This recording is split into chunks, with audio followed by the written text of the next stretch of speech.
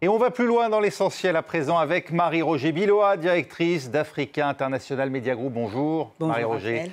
Et Florent Rodeau de la rédaction de France 24. Bonjour Florent. Bonjour Raphaël. Au sommaire, l'UNRWA critiquée mais jugée néanmoins indispensable pour l'avenir de Gaza par un rapport commandé par l'ONU. Selon une commission d'enquête indépendante présidée par la Française Catherine Colonna, c'est à Israël d'apporter la preuve que des membres de l'agence onusienne pour les réfugiés palestiniens sont liés au Hamas et au massacre du 7 octobre. Accusation non étayée à ce stade, estime le rapport.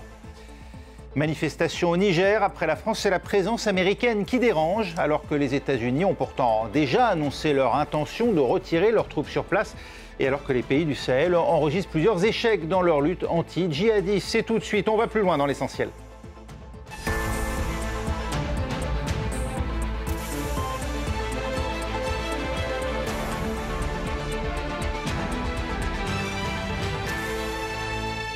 C'est l'un des aspects les plus sombres des attentats du 7 octobre. Israël accuse 12 employés onusiens d'avoir participé au massacre. L'agence incriminée, celle pour l'aide aux réfugiés palestiniens, fait parler sa défense. Dans un rapport rendu public ce lundi, un comité indépendant avec à sa tête l'ancienne ministre française des Affaires étrangères Catherine Colonna disculpe en grande partie l'UNRWA. Écoutez. Je voudrais d'abord dire que l'UNRWA joue un rôle irremplaçable et indispensable dans la région. Et cela doit être clairement dit. En l'absence d'une solution politique, nous savons que l'agence assure de l'aide humanitaire qui permet de sauver des vies, assure des services essentiels à la population. Et évidemment, au moment où nous parlons, en ces temps critiques, l'UNRWA a un rôle vital dans la réponse humanitaire dans la bande de Gaza.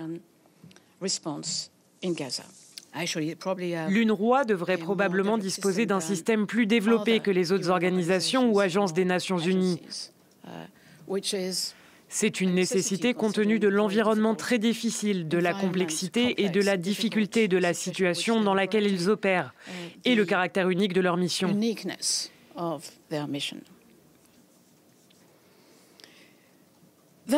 Il est toujours possible de faire mieux.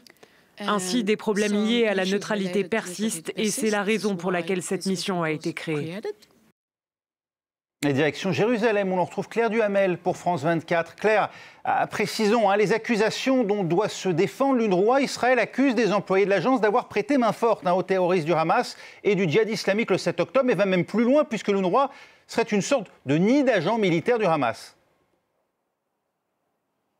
Bonsoir Raphaël. Oui, pour être précis, Israël estime que 12 des employés de l'UNRWA ont participé activement au massacre du 7 octobre, s'appuie pour cela sur des photos, des vidéos ainsi que des écoutes téléphoniques, des renseignements. Et puis 30 employés en tout seraient accusés d'avoir participé ou du moins été complices de ces crimes du 7 octobre. Israël va jusqu'à dire que 12% du personnel de l'UNRWA serait affilié à des organisations terroristes, même si les critères évoqués par l'État hébreu reste flou et assez large et qu'il est difficile de vérifier cette information. Alors, ce qui a été dit aussi dans la conférence de Catherine Colonna, c'est que ce n'était pas la mission de son rapport de s'exprimer de façon très concrète sur ces cas en particulier. Ça, ce sera la mission d'une autre instance d'enquête interne à l'ONU. Catherine Colonna a néanmoins dit qu'Israël n'avait pas fourni de preuves à l'UNRWA pour justifier de ces allégations très graves. Elle s'en est arrêtée là. Elle n'a pas dit beaucoup plus puisque la mission de son rapport, c'est de s'assurer des mécanismes de neutralité, je cite, qu'ont l'agence des réfugiés, l'agence des Nations Unies pour les réfugiés. Catherine Colonna a donc émis une cinquantaine de recommandations que dès à présent l'agence des Nations Unies va respecter. C'est ce qu'a dit en tout cas Antonio Guterres ce matin. Comment va-t-on réagir côté israélien à ce rapport? Il y a déjà des indications?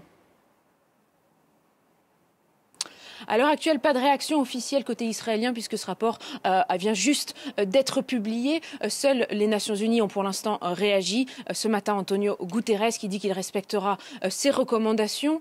Mais en tout cas, il pourrait y avoir peu d'intérêt de la part des autorités israéliennes puisque, on le sait, Israël depuis des années considère que l'agence des réfugiés est compromise et n'accordera pas forcément énormément de crédit à ces enquêtes bien qu'indépendantes et bien vient qu'émanant des Nations Unies. C'est une véritable guerre ouverte dans laquelle s'est lancé Israël contre l'UNRWA pour ce que cette agence symbolise, c'est-à-dire le problème des réfugiés palestiniens, puisque l'UNRWA a été instaurée lors de la création d'Israël pour notamment sacraliser cette idée du droit au retour, que ces réfugiés palestiniens pourraient être indemnisés. Notamment, ça, Israël, bien sûr, s'y oppose depuis sa création. Et c'est aussi dans ce contexte qu'Israël multiplie les attaques contre l'agence. En tout cas, Catherine Colonna l'a répété dans sa conférence, la nécessité de l'agence aujourd'hui est plus forte que jamais dans le contexte de la guerre à Gaza et de la crise humanitaire sans précédent qui a actuellement lieu à Gaza. Merci, vous restez avec nous, Claire Duhamel, Marie-Roger Biloa.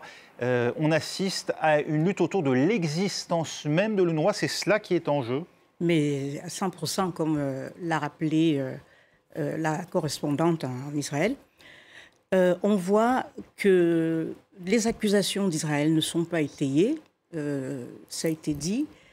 En même temps, même si l'UNRWA juge tout de même qu'en termes de neutralité, un certain nombre d'employés expriment publiquement des opinions politiques. Tout à fait. Est-ce leur rôle? C'est bien ça le truc. Alors, l'UNRWA est tenu à des normes de fonctionnement qui prévalent pour les organisations internationales, c'est-à-dire une distance très professionnelle, etc., etc. Mais, et ça reste. Et ils doivent vraiment faire très attention, particulièrement dans ce contexte. Oui. Voilà. Mais on ne peut pas imaginer que l'UNRWA, qui emploie 13 000 Palestiniens, a uniquement des gens qui trouvent Israël, le gouvernement, qui sont favorables à la politique du gouvernement israélien, qui n'ont pas d'opinion par rapport à l'oppression dont ils sont victimes, leurs familles, etc. Et donc, la seule chose, on ne peut pas... c'est-à-dire, il faut voir comment canaliser la parole, mais on ne peut pas leur interdire d'avoir des opinions par rapport à cette situation. Ça va quand même jusqu'à des syndicalistes politisés qui profèrent des menaces contre l'encadrement de l'UNRWA et qui perturbent les opérations humanitaires, hein, selon on ne peut pas imaginer que Gaza, dans cette situation particulière, prison à ciel ouvert, des gens qui sont enfermés, enfin on connaît, que tout cela se passe sans incidence et sans, je dirais, sans interférence de la situation extérieure sur le fonctionnement. Mais je crois que les pays occidentaux qui financent l'UNRWA et qui l'ont toujours financé malgré les accusations d'Israël, savent très bien que c'est une organisation qui fait son job et que, voilà, on se rend compte aujourd'hui qu'il n'y a pas vraiment... Israël n'arrive pas à étayer, que des membres de l'UNRWA ont participé au 7 octobre. Il a sorti une liste, mais les gens ont été immédiatement virés, sans enquête. Et puis, deuxièmement, on voit quand même que le gouvernement israélien obtient un peu ce qu'il veut, parce que comment imaginer que dans cette situation de détresse extrême, la seule organisation qui vient en aide aux Palestiniens est privée des vivres, parce qu'immédiatement, après les attaques et les accusations non fondées, apparemment, comme le dit ce rapport du gouvernement israélien, on a immédiatement coupé les vivres.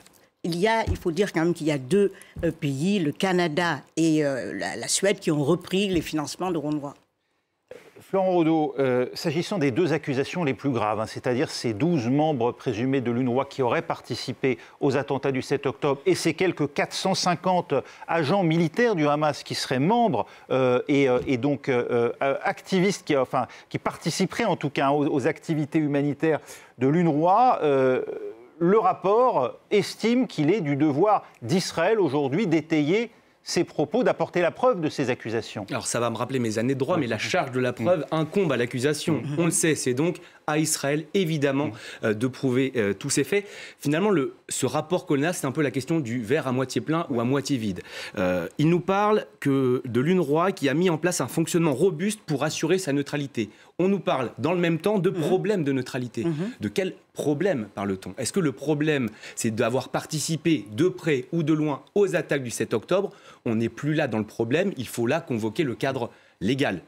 Donc, le rapport Colonna, finalement, il est assez parcellaire. On aimerait en savoir plus. Catherine Colonna l'a reconnu elle-même aujourd'hui. Donc, il faudrait aller plus loin, finalement, dans ce rapport pour savoir exactement ce que chaque agent de l'UNRWA a commis ou non. Et pour l'instant, c'est encore flou. Est-ce que le problème, ce n'est pas ce que vous pointiez finalement, Marie-Roger? On ne peut pas aujourd'hui, dans un terrain comme Gaza, exercer un rôle humanitaire sans être perméable finalement à la situation et parfois à l'inéquité du rapport de force. C'est clair. Et le problème pour le gouvernement israélien, c'est qu'ils ne veulent pas de l'UNRWA. On l'a bien dit dans le reportage.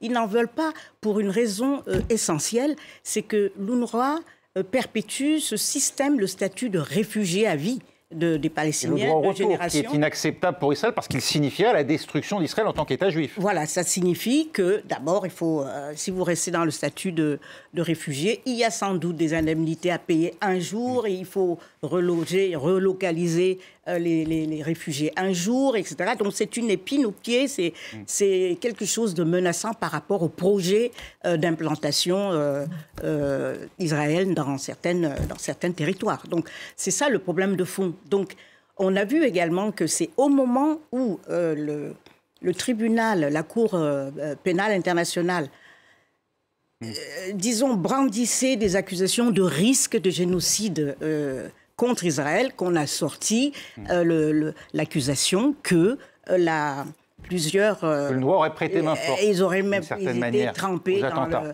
le 7 octobre. Et puis c'est la question depuis le début finalement, et on pourrait en parler pendant des heures, c'est il manque des sources indépendantes sur place.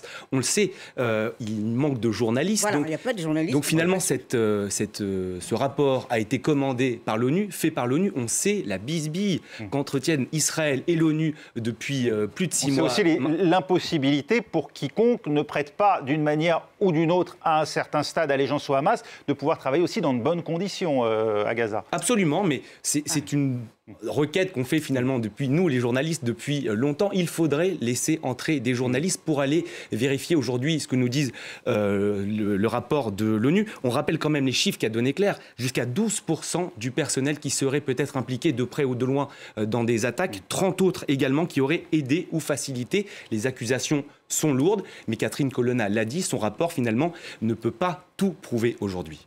Et il y a juste dire, il y a des choses contradictoires. Justement, on dit d'un côté, l'UNRWA est indispensable, fait bien son travail, etc. Et on parle de neutralité. Voilà, qu'est-ce qu'on pousse, qu'est-ce qu'on met en avant? Le problème de neutralité, mais pas son côté indispensable. En tout cas, Israël tire les conséquences de sa propre incapacité à anticiper le 7 octobre. Le chef du renseignement militaire démissionne, premier dirigeant israélien. Claire Duhamel a assumé publiquement une responsabilité dans le bilan, ces 1170 morts du 7 octobre dernier. Oui, Raphaël, il est le général Aaron Haliva et il a publié aujourd'hui une lettre adressée au chef d'état-major de l'armée, une lettre en hébreu dans laquelle il dit par exemple « Nous avons échoué dans notre mission, je porte avec moi le poids de ce jour-là, je porterai toujours la terrible douleur de la guerre ». Il quittera ses fonctions dès qu'un remplaçant lui sera désigné et cette démission, elle advient dans le contexte de plusieurs enquêtes internes de l'armée sur ses propres erreurs avec plusieurs temporalités étudiés qui vont jusqu'à il y a 10 ans, en 2014, suite à la fin de la guerre de Gaza de 2014. L'objectif, bien sûr, c'est de déterminer les responsabilités dans le système sécuritaire israélien sur cet échec massif du 7 octobre de l'armée et des renseignements qui a débouté sur la mort de 1200 Israéliens, 250 autres pris en otage. Et c'est bien sûr un enjeu majeur pour la société israélienne et ça le sera dans les années à venir puisque ce 7 octobre, les Israéliens nous le disent, ils ont aussi cassé en partie la confiance qu'a le peuple israélien envers son armée et envers les services de renseignement. On l'entend de façon très claire dans les manifestations contre le gouvernement. Beaucoup d'Israéliens veulent aller plus loin, demander la démission de Benjamin Netanyahou et de son gouvernement pour ce 7 octobre. Ces stigmates du traumatisme sont toujours très présents dans la société israélienne et ces questions et bien des responsabilités de l'armée ne font sans doute que commencer. Merci Claire Duhamel en direct de Jérusalem pour France 24. Le général Aaron Haliva qui demande la constitution d'une commission d'enquête nationale sur le 7 octobre. Marie-Roger Billois, c'est le coup de pied de l'âne à Benjamin Netanyahou? Oui, c'est sûr qu'on a pensé, quand on a entendu sa démission, on se dit « Ah, c'est peut-être pas celui dont on attend le plus la démission au gouvernement israélien ». Mais le fait est que c'est des situations douloureuses. aussi pour les Israéliens, pour tous ceux qui sont impliqués, et toutes les parties prenantes. Et voilà, participer, d'abord voir le 7 octobre, on sait que c'est un traumatisme, et ensuite participer à la répression des civils à Gaza. Je crois que personne ne sortira indemne dans un camp comme dans l'autre. Et ce, alors qu'une attaque à la voiture bélier a fait 2 blessés dans la matinée à Jérusalem, ce qui est venu rappeler aussi la précarité de la situation sécuritaire, alors que débute en Israël Pessah, la Pâque juive. Et puis Tsahal dit préparer les prochaines étapes de la guerre, se dit notamment prêt à accentuer la pression militaire à Gaza. Jusqu'où ira Israël dans la traque du Hamas? En tout cas, le cabinet Netanyahou donne le sentiment, Florent Audeau, de ne pas renoncer à ses ambitions, notamment d'une offensive terrestre sur Khan Younes. Oui, absolument. On a eu quelques... Sur Rafah, pardon. Sur Rafah, Younes, ça a déjà eu lieu. Sud de la bande de Gaza. On a eu quelques informations. Alors, Benjamin Netanyahou, il a parlé hier. Il a assuré qu'il porterait des coups durs au Hamas et que cela arriverait bientôt. Bientôt. Tiens, c'est le même terme qui a été utilisé par les Égyptiens, les renseignements militaires égyptiens, dont on sait qu'ils étaient au courant de l'attaque du 7 octobre. Quelques jours auparavant, c'est donc une source fiable. En fait, Benjamin Netanyahou, il tente de légitimer la poursuite de la guerre auprès des Israéliens. Et j'ai retenu une phrase, c'est le seul moyen de libérer les otages, d'aller à Rafah. Sauf qu'on sait pour l'instant que très peu d'otages ont été libérés par la force. Donc on voit là aussi la stratégie de Benjamin Netanyahou. Alors on a quelques détails. Des responsables égyptiens assurent que cette offensive, elle pourrait durer au moins 6 semaines. Les 2 à 3 premières semaines seraient consacrées à l'évacuation des civils vers Khan Younes avec les États-Unis, l'Égypte et des pays arabes, puis l'entrée massive ensuite des troupes israéliennes pendant peut-être 3 à 4 semaines. Mais ce sont pour l'instant des bruits de couloir. Alors qu'Emmanuel Macron s'est entretenu avec Benjamin Netanyahou sans, semble-t-il, faire dévier pour l'heure le Premier ministre israélien. Et puis on l'a appris, une 50aine de corps ont été retrouvés, enterrés dans la ville que j'évoquais, Khan Younes, celle dans laquelle l'armée israélienne mène déjà des opérations. Ça s'est passé dans la cour d'un hôpital, visé par un raid de l'armée israélienne. De quoi isoler à nouveau Israël, Marie-Roger Billois. On se souvient notamment de ces tirs contre un convoi humanitaire, juste avant finalement l'attaque iranienne qui avait un peu fait oublier cette situation et battu le rappel autour d'Israël de la part des alliés, et y compris d'ailleurs des puissances arabes de la région. Israël pourrait voir à nouveau son image écornée. Alors, ce qu'il faut dire, c'est que pendant l'épisode iranien, Israël, le gouvernement israélien, continuait à bombarder Rafah. Il y avait des morts tous les jours. 16 morts encore hier. Et bien voilà, c'était tous les jours. Ça a été juste le projecteur qui a été braqué un temps sur autre chose, mais la tragédie continuait et il ne va pas s'arrêter. Donc il n'y a rien de nouveau là. Ce qu'on voit, les charniers, on se doute bien que sous les gravats, il y a beaucoup, il y a des milliers de morts qui ne sont pas déterrés, on le sait ça. C'est seulement un triste rappel de ce qu'on va voir un jour, si le voile est levé, si jamais la presse peut y aller un jour. Je crois que ça ne va pas isoler davantage. De toutes les façons, je crois que chacun a sa religion. Les pays occidentaux ont décidé de soutenir Israël coûte que coûte. Et les pays, je dirais le sud global, ou une bonne partie de l'humanité, est contre ce qui se passe à Gaza. Et ça ne va pas vraiment changer les rapports. Certes, Marie-Roger, mais Florent, dans cette région du Proche-Orient, on a vu, à la faveur de l'offensive iranienne, justement, des pays très critiques d'Israël ces dernières semaines. On pense à l'Égypte, on pense à la Jordanie, on pense à l'Égypte. On pense même aux Émirats arabes unis qui étaient restés assez discrets finalement et qui là ont clairement fait parler leur solidarité envers Israël. Est-ce que tout cela ne risque pas de se dissiper à mesure que Israël à nouveau va s'enfoncer dans cette opération qui risque de durer si tant est effectivement qu'une offensive terrestre a lieu sur Rafah? En tout cas, ce qu'on peut dire, c'est qu'on est dans une séquence internationale très intéressante. On a vu il y a 5-6 ans les accords d'Abraham impulsés par Donald Trump. La Jordanie, aujourd'hui, joue un rôle clé. Elle a intercepté plusieurs missiles tirés par les Houthis qui se dirigeaient vers le territoire israélien. Et notamment au-dessus de Jérusalem, précisément des lieux religieux dont elle-même aujourd'hui assume d'une certaine manière la sécurité, la Jordanie, ou en tout cas la gestion. Absolument. Et il faut aller dans les rues arabes, notamment dans les rues jordaniennes. Le roi Abdallah, aujourd'hui, est traité par certains de traître. Donc c'est très intéressant de voir l'évolution de la Jordanie. Vous avez parlé également des Émirats arabes unis. On est dans une séquence très évolutive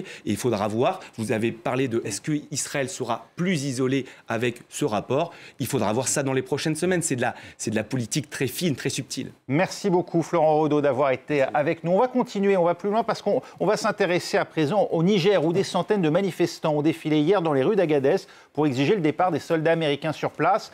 Un départ d'ores et déjà accepté par les États-Unis. Alors, quel est le problème, Marie-Roger Billoir ? Eh bien, le problème, comme on le voit, ce n'était pas seulement la France. On s'est dit, il y a un vent de dégagisme vis-à-vis de la France, notamment dans les pays sahéliens qui connaissent des problèmes de terrorisme. Mais on voit qu'on a exactement suivi le même protocole vis-à-vis des États-Unis. C'est-à-dire, on commence par dénoncer les accords, signer des accords de défense ou de coopération militaire.